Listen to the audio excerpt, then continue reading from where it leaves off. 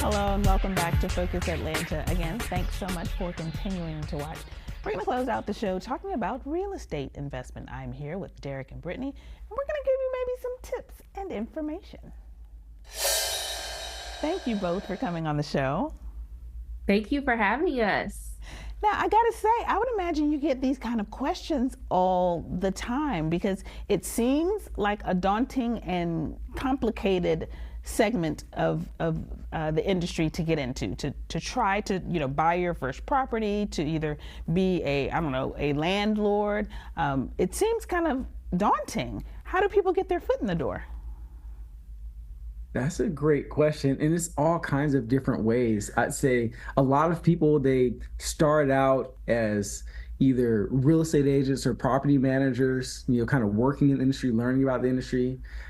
Some people, they start with, their family is involved in the business and they get in. We started we didn't do either of those routes.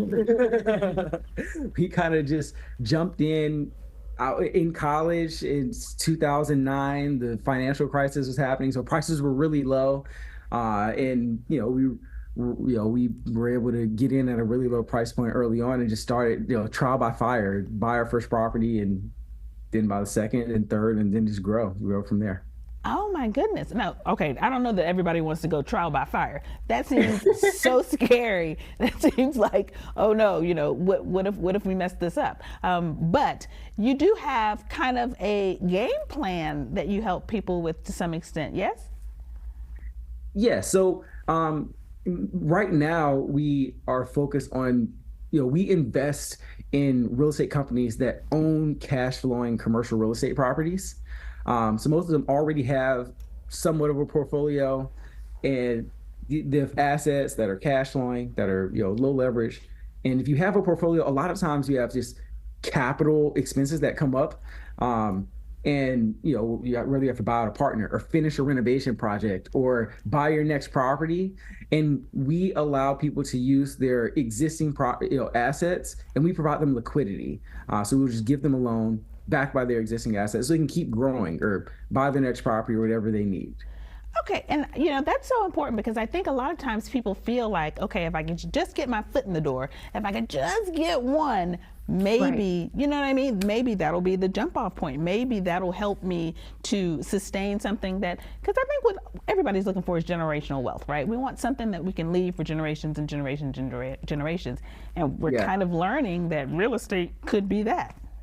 Yeah, what you learn after you get one is that then you have to get another one and then another one. And so we thought, so we built almost over $450 million real estate portfolio over the course of 10 years, like buying and selling. So not all at one time, but we bought, sold, built that much.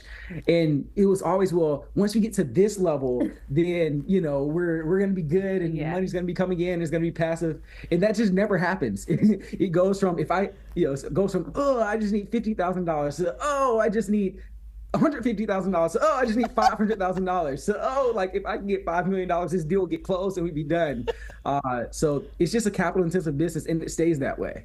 Now, see, that makes me feel better to hear it from you guys who've done it. It makes the rest of us feel better because you had those thoughts in the back of your mind, and you're like, what am I doing here? In the beginning, it was just supposed to be this one, but okay, right. So that's a real thing that. Professionals like you go through that same kind of cycle of thought. Yeah, because when it comes down to it, even if you're a professional and you have a high net worth because you own properties, it's hard to pay bills with bricks and sticks, and sorry, that's what I call our properties, bricks and sticks, because they're made out of bricks and wood. But anyway, and so that we provide liquidity so people can keep growing and keep building without having to sell their properties, so they can keep the generational wealth.